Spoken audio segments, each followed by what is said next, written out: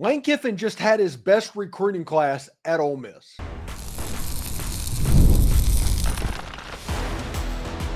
You are Locked On Ole Miss, your daily podcast on the Ole Miss Rebels. Part of the Locked On Podcast Network, your team every day. The Locked On Ole Miss podcast is the most watched Ole Miss podcast, bringing you daily coverage of the Rebels. I'm your host, Steven Willis, a 10-year veteran member of the national media with Yahoo Sports and a former Ole Miss staff member as well. Today, we're diving into Lane Kiffin's latest recruiting success. He just pulled in a top 15 recruiting class, seamlessly blending high school talent with elite transfer portal additions. Nearly half of the signees are made up of blue chip guys, and this class might finally be the one that delivers some postseason hardware for Lane Kiffin. Meanwhile, in hoops, after Ole Miss demolished Kentucky, I couldn't help but think Matt Murrell might be on his way to a statue-worthy status with the season he is having. We'll talk about that. His performances have been Elko-like. And Dre Davis is emerging as the ultimate X factor for this team. We're free and available on all the podcast apps and on YouTube. Thank you for making Locked On Ole Miss your first listen every day. And a special shout out to the insiders and everydayers who make this show what it is. For their second listen, check out Chris Gordy at Locked On SEC or Corey Burton at Locked On Vandy for more takes on Ole Miss, the SEC, and beyond. Today's episode is brought to you by Game Time. Download the Game Time app, create an account, and use code LOCKEDONCollege for $20 off your first purchase. Listen, it's really interesting because we started going through, and yesterday was National Signing Day, believe it or not. So as of right now, like 95, 96, 97% of the class for Ole Miss is done. The roster is kind of in shape, depending on players leaving at the end of spring. So just looking at the haul that Lane Kiffin brought in this season, it's enough to say, okay, well, it isn't last year. Last year, they got Walter Nolan and Princely Amon-Mielen and those guys. This year, they don't have either of those guys in here. How can this year's class be better than last year's class? And the answer is actually quite simple. This is the best high school recruiting class that Lane Kiffin has had at Ole Miss. And the transfer portal class is still number 2 in the entire country. Them put together ended up with a top 15 overall class. Now, look at this, what's going on. The top 15. This is the neighborhood of total signees that Ole Miss is having. 247 rates players a lot off of like average star rating or average rating. So you see that over the second from the right. Ole Miss averaged 89.22. 90 is a 4-star player. A 4-star average would be 90. So that is right on the cusp of being a 4-star average in 45 commits. That is 21 4-stars that Ole Miss brought in. The company they're keeping overall, Notre Dame at 12, Miami at 13, Missouri at 14. You have Ole Miss. Ole Miss is just ahead of Oklahoma and USC. So, okay, that's fun. That's the overall ranking. How does that break down? Well, it starts off with a really great high school class. Ole Miss ended up with the number 16 class in the country, 11 4-star players out of 23 commits. Miami 13, USC 14, Penn State 15, Ole Miss 16, Oklahoma 17, South Carolina 18. And then when you look at the transfer player only, basically Ole Miss was one recruit away from winning the transfer portal for the second consecutive year. LSU is one of the desperate teams of this transfer portal cycle. Auburn, Texas Tech's on that list as well. These are new teams that have kind of joined this transfer portal race.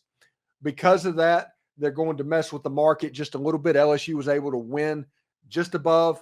They've got some players, some wide receivers they pulled in from LSU. Some good players transferred into LSU, but Brian Kelly absolutely has to win this year. 8-4 might get the man fired. And I'm not 100% sure they can do better than 8-4 right now. Offensively, they're going to be fine. I really like Garrett Nussmeier, but I just don't know if they can be the big elite team that LSU fans want them to be. Ole Miss is trying to make the playoffs this year, and they're using the transfer portal, as always, to get there, and the high school recruiting as well. but some of the usual suspects you see of Oregon and Miami, they seem to be on all of these lists in recruiting, and that is the reason they're always going to be in the game at the end of the day for the playoff, is because they're appearing in the upper part of these lists, whether it's high school recruiting, transfer portal, overall, the whole 9 yards. Indeed. Listen, this high school class was very good, especially the wide receiver unit. You know, Caleb Cunningham, who was a 5-star, he got dropped down a little bit in the final rankings because if you don't go to the final games, the big all-star games, and they don't get to see you, they drop you. The same thing happened to Cam Franklin a year ago. It's not a big deal. It's a bigger deal to have him than not have him, or have him and his rankings stay up or whatever. The recruiting rankings at the end of the day do not mean much, just as a guidepost. So it doesn't matter if that's the reason he dropped down. You know, Dylan Alford, he's a guy that Mike Espy really, really likes. Mike Espy is a huge Dylan Alford fan. And I'm curious to see what he looks like. He's going to be a true freshman out of Saraland High School in Mobile, Alabama. I think he is from the coast originally, maybe Gaucher, if I'm not mistaken. So we'll see exactly how that looks as well. Samari Reed, he's a guy that is a bigger wide receiver, but he was an honorable mention All-State as a junior in Florida. So he's a guy that could come up and surprise people when he gets to Oxford. And then you have Winston Watkins. Winnie Watkins is the cousin of Sammy Watkins, who was the great Clemson and NFL wide receiver. Winnie Watkins started in the Navy All-American Bowl and returned punts. He had 2 touchdown catches in the Polynesian Bowl. Winnie Watkins is a really good player, and if it wasn't for Caden Lee, I would probably pencil him in for starting next year. But at the end of the day, I do expect him to play quite a bit. Another high school player to pay attention to is Shakai Mills-Knight. As Ole Miss looks to try and fix their running game that they had a year ago, they're going to add Logan Diggs to the department. Shakai Mills-Knight. Trey Hall is going to be in there. Kewan Lacey, the transfer in from Missouri, is going to be on that list as well.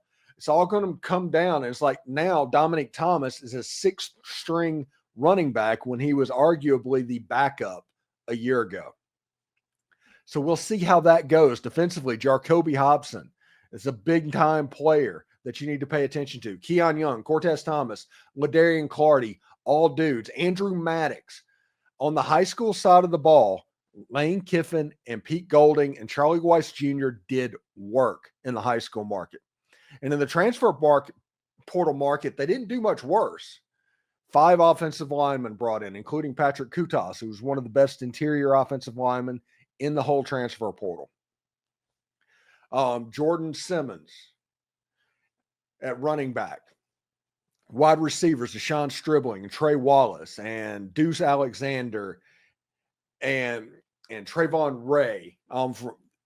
They're really good. They added a couple of tight ends as well, and Luke Haas and Caleb Odom and Trace Bruckler. You can see where offensively a lot of toys were added to the toy chest for Lane Kiffin. And last year, people would say is probably the best roster that Ole Miss has had. This year's roster is going to be about 3rd on that list.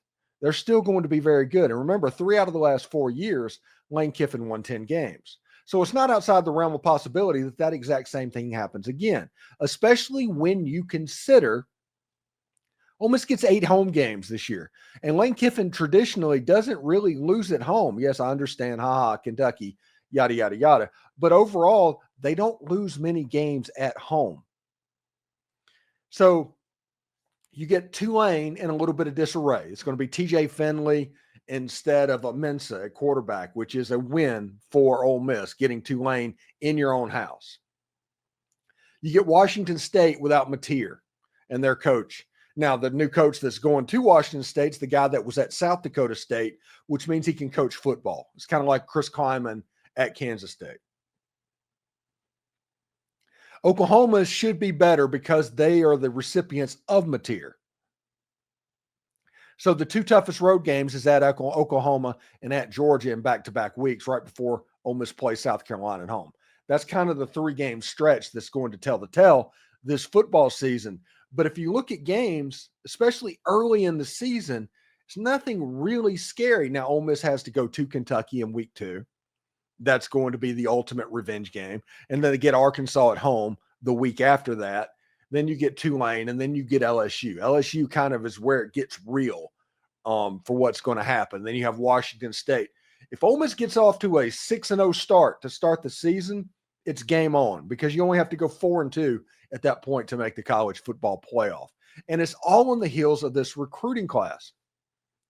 This recruiting class, I honestly believe, will be the recruiting class that eventually gets the hardware that Lane Kiffin so desperately wants, that actually wins something. This will be the group that does it. And you have like Tristan Keys and people like that for next year's class. Ole Miss has a chance to stack classes, because that's what they've been doing over the last couple of years, thanks to the transfer portal and high school recruiting. They're stacking better class on top of better class on top of better class. And this is the highest ranked class that Lane Kiffin has ever had. It's going to be a really big deal for Ole Miss, and we'll see exactly how they handle it. Turning to basketball, Matthew Murrell can't practice, but he's still being asked to step up in a legendary role for the Ole Miss Rebels. What's his impact, and how is he rising to the challenge? Stay tuned for the story inside. Looking for tickets to your next big event, whether it's a concert, comedy show, or sports game, finding the right ticket at the right price, it can be a headache. But with Game Time Picks, it's never been easier. Tell me why? Well, I will say with Game Time Picks, all the app does is the hard work for you. It curates the best deals so you don't have to waste time scrolling through endless ticket listings. I've been using Game Time Picks for a while now, and here's why I love it. The curated deals make it super easy to find great seats at great prices. No more searching through thousands of options. I recently snagged some concert tickets to go see Midland in Tampa, got a prime seat for that event, and I couldn't believe the value. It was such a steal. The seat view feature is a game changer, by the way. Before I even hit buy, I could see exactly what my seat would look like in the venue. It makes the whole experience so much smoother. And the best part, you're covered with Game Time's lowest price guarantee. You find a better deal somewhere else, they'll refund 110% of the difference. Plus, your tickets are guaranteed to be delivered on time with easy cancellation options if something comes up. Ready to make your next event even better? Download the Game Time app, create an account, and use code LOCKEDONCollege, all one word, for $20 off your first purchase. Again, that's code. Terms apply. Again, that's code LOCKEDONCollege. LOCKEDONCOLLEGE for $20 off. Download Game Time today. Last minute tickets, lowest price, guaranteed. So I was watching the Kentucky game, and Ole Miss absolutely steamrolled the Kentucky Wildcats on Tuesday night. What honestly was not a particularly close ball game. It was a situation Ole Miss was up by 23 at halftime. They stretched it out to 27, but Ole Miss just dominated that game, and it was over by about 7 minutes left to go in the game is when it was just done with, because Kentucky was rattled and all of this was going on. And a large piece of that was the play of Matthew Murrell. And Matthew Murrell, he is taking an interesting role right now to where he's defending the most defendable, the one that has to get a stop. He's defending that player on defense whenever Ole Miss steps up. Against Texas, whenever Murrell was on the floor, Ole Miss went on a run. Whenever he was off the floor, Texas went on a run. Murrell is that important to this Ole Miss basketball team. So my question and point is, Matt Murrell is currently doing things that like Tim Elko did with the baseball team, and all that he's lacking is hardware. Ole Miss is one run in Nashville away from an SEC tournament title, or a long run in the SEC tournament from Matthew Murrell having a legacy at Ole Miss similar to Tim Elko. Tim Elko played baseball on a torn ACL. They braced it up, let him basically hit and run the bases. He wasn't asked to do that much, but he could run the bases and hit fine with a torn ACL. Matthew Murrell has not practiced in weeks. All he's been doing lately is playing games. And until now, there's been a little bit of a rust there. It's never been able to click in. Now, he's defended really well, but he just hasn't been as explosive as he needed to be. Against Kentucky, that kind of started to change a little bit. Matthew Murrell went for 24 points, 5 rebounds, and 3 assists against the Kentucky Wildcats, all with a bad back, a bad knee, bad something. They're not really talking about what's going on because college programs do not talk about injuries under any circumstances. They guard them like state secrets. But Matthew Murrell had a really big game and has been a catalyst in the last 2 games that Ole Miss won on the court. And him taking a leadership role. We've talked for multiple years about Murrell needing to be the dude, to being the guy. He doesn't have the personality for it. He's not a me first guy. He is a team guy, and he'll do whatever is needed of him. But he is not comfortable being the alpha on that court. He wants somebody else to take control, no matter how talented he is. But now, since the injury, and it's starting on the defensive end, with Matthew Murrell being tasked with guarding players that they almost absolutely has to get a stop. I think he was on Alexander, the 3-point shooter, for most of the night, and he was basically in his shirt. He played a fantastic game. And that is slowly working the offensive game to the forefront. We talked to Tim Thomas, who comes on the show quite a bit. Comes on once a week to talk about what's going on. And he actually mentioned watching the Kentucky game and getting emotional with what was going on. The best half of basketball that Ole Miss has ever played was the first half of that game. They were unstoppable. It just didn't matter. It didn't matter who was on the other side of them. They were unstoppable at that point. It doesn't matter if the shot was contested. It was not contested. Ole Miss was making them either way. And a large part of that is the locked-in ability of Matt Murrell. Matt Murrell, like I said, he did a lot of the defensive work, and a lot of what he did helped to get Kentucky completely discombobulated. And then he added the offensive punch on the other side.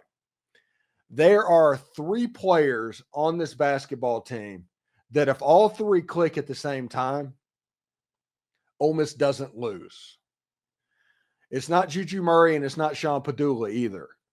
It's a situation where if Matthew Murrell, Malik Dia, and Dre Davis are all clicking, you have the play on the guard position to where they get to dish like they did on Tuesday night with Juju Murray having 10 assists and Sean Padula having 8 assists. Whenever that happens and you get the other 3 clicking, Ole Miss is just unstoppable. And there has been a consistency issue with Dre Davis. We'll talk about him in just a second. As soon as the break's over, we'll talk about him as well. But Matthew Murrell having that offensive spark takes pressure off of the defense to where you don't have to get a stop. And the pressure isn't there to get a stop every single possession by the other team down the court. A little bit, you're able to play. You can play looser. You can play freer because the threat isn't there, because whenever they're clicking, you're not going to have one of those big scoring droughts. And Ole Miss's only real Achilles heel this season has been, other than the rebounding, the scoring droughts. And a lot of that has to do with the rebounding, if we're going to be clear. But the scoring droughts, that is kind of the biggest problem that Ole Miss has right now. Because even with the rebounding deficiencies that they have, they still are winning games. But the scoring droughts is the thing that is getting them beat in games that they lose. 3-4 minutes without a point, because you need a basket getter. You need somebody like Matthew Murrell. You need somebody like Dre Davis. You need somebody like Malik Dia who can attack the defense on all 3 levels to get yourself a bucket and end this run. We talked last year about how Juju Murray is a run killer. And against Kentucky, at the end of the game, he showed that off again. So whenever those 2 are sitting there, because they're fairly consistent and have been all season, and you get those 3 to have big days, Ole Miss is very hard to defend. They have too many weapons to think about. And a lot of that has to do with the emergence of Matthew Murrell. like I said, Matthew Murrell playing, he's not even practicing right now. He's obviously discomfort. He's nowhere near as explosive as he would be if he was 100% healthy. He's just balling. He's simply being asked to guard the best player on the other team right now and be a scorer, to shoot the ball really well. And if Ole Miss makes a run in March, if he does, what we're seeing right now is really similar to what we saw from Tim Elko. Ole Miss needs the trophy. I understand that. I concede that. Okay. But if Ole Miss wins a trophy and Matthew Murrell continues to gut out this season and continues to get better and better scoring the basketball, Ole Miss could be at a point to where there needs to be a number in the rafters after this is all over, a statue outside of the pavilion. This is the type of year that Matthew Murrell is trending towards right now. Pretty cool stuff. He has my undivided respect and belief in his ability, and I'm pretty fired up to see exactly what Matthew Murrell is going to do in the near future. You know, could Dre Davis be the X factor that Ole Miss needs? In our final segment, we'll break down how his impact could shape the Rebels' future. Don't miss it. You know, the big game is almost here, and there's no better way to make it even more exciting with Prize Picks, the best place for daily fantasy sports. With over 10 million members and billions in winnings awarded, Prize Picks makes it fun and simple to get in on the action. Here's how it works. You pick more or less on at least 2 players' projections. If you're right, you can win up to 1,000 times your cash. Prize Picks even has a free pick for the big game where Patrick Mahomes only needs to throw for 1 yard to win. Pair that with one correct pick and you are cashing out. Example, this week I'm looking at the board and I'm selecting more for Travis Kelce receiving yards and more for Jalen Hurts passing yardage. What I love most, fast, safe withdrawals. When I win, my cash is in my account in as little as 15 minutes. Check out the promos tab to tell any of the super sweet Millie winners big game lineups. If you tell a lineup that goes 3 for 3, you can win a split of $100 million in promo funds. Download the app today and use code LOCKEDONCollege to get $50 instantly after you play that first $5 lineup. That's code LOCKEDONCollege, all one word, for $50 instantly after you play your first $5 lineup. Prize Picks, run your game. So let's keep it on basketball a little bit. I'm pretty fired up after Tuesday night, what's going on.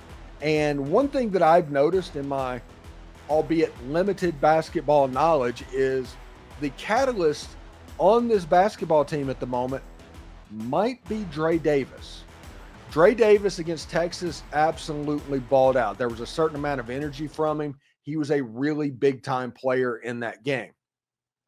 Against Auburn, he got into a little bit of foul trouble. He wasn't able to become what he was and ended up fouling out of that game. Did not have the effect that he did against the Texas Longhorns. Ole Miss lost the game against Auburn. And against Kentucky, Dre Davis was absolutely effective in that game. He had 17 points and 3 boards and did a lot of the dirty work that you would hope a player would do in a game like this. Big time player. When he performs well, Ole Miss usually wins the game. So he is an X factor moving forward. So Ole Miss has a road game at LSU, then a road game at South Carolina. Both games Dre Davis needs to show up in. Because if Ole Miss wins their next 4 games, I think it's their next 4 games, to where they play at LSU, at South Carolina, Mississippi State at home, and at Vanderbilt. If they win those 4 games, they're sitting at 10-4 in the Southeastern Conference, and you're just sitting pretty at that point. You're sitting exactly where you want to be. You're safely in the NCAA tournament, and you're playing for a 3 seed at that point. You're a victory over the Tennessee Vols and a victory over Oklahoma, and then you can drop 2 games at Auburn and at Florida and be sitting at 12-6 and a 3 seed in the NCAA basketball tournament. Dre Davis is the key to that. He's the X factor. He's the one you need to watch for when he is shooting well, when he is dialed in, when he is out of foul trouble. Dre Davis is a matchup problem. He's a beautiful shooter of that little fadeaway shot from the elbow in the lane. If he can get that going and get that mid-range game going, he has a chance to be very effective for Ole Miss. And if he's very effective for Ole Miss, that allows Matthew Murrell to kind of take it easy a little bit and get going. That allows Malik Dia, a little bit of the pressure comes off of him. He becomes that dominant big man. And of course, you have Juju Murray and Sean Badula that's doing an excellent job of dishing at the moment. Murray had 10 assists versus Kentucky. Padula had 8 himself. So whenever you have the big men clicking, and I'm going to include Jamin Brakefield in that as well, because he does an excellent job of being that kind of stretch 4 to where he can pop out and shoot a 3-point shot, but he's also very good around the basket. At him, Dre Davis with Malik Dia and Matthew Murrell, you got yourself a little ball team. You got yourself a team that should be feared. You got yourself a team that can win tournament games. Like I said earlier, this NCAA tournament and this SEC tournament, how Ole Miss makes a run in it is entirely dependent on matchups. Entirely. You could get a bad draw, end up playing, I don't know, Duke in the Sweet 16 or in the round of 32 or something like that. If you get a bad draw, if bad things happen to these really good teams and you do that, you could be a one and done weekend team. If not, if you get a good draw, this could be a second weekend type basketball team, and we'll see exactly where they're going to go and how they're going to handle it. I'm looking forward to seeing exactly what they are going to do. Thank you for making Locked On Ole Miss your go-to source for Ole Miss sports. We pride ourselves on offering the most comprehensive perspectives, which is why we're the number one Ole Miss podcast out there. Your support means the world to us. Thank you for making Locked On Ole Miss your first listen today. For your second listen, check out Locked On SEC podcast. Host Chris Gordy holds no punches, covering the best conference in all of college football. Find Locked On SEC on YouTube or wherever you listen to podcasts. Howdy toddy, everyone. And remember, analytics is just the old English word meaning bad football. We'll see you tomorrow.